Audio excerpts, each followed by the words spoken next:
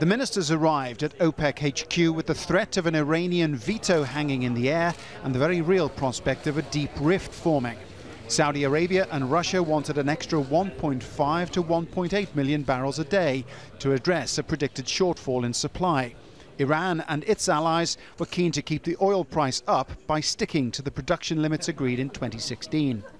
The main gathering was delayed by an hour as last-ditch diplomacy tried to bridge the gap.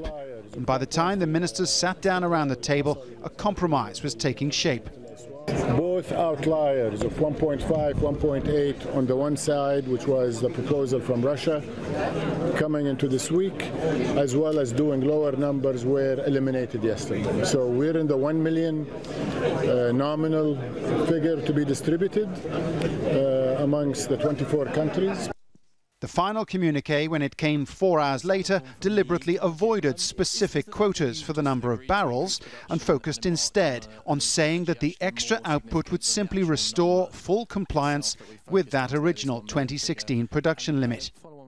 The president of the OPEC conference was asked again and again about allocation, which countries will be allowed to increase their oil production to bring OPEC to 100% compliance with the Declaration of Cooperation. And again he refused to put specific figures on it.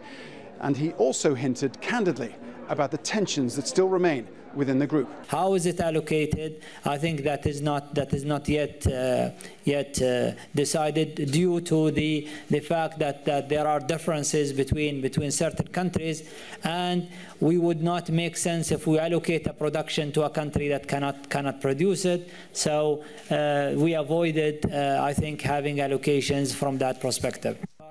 The minister invited analysts and journalists to do the arithmetic for themselves.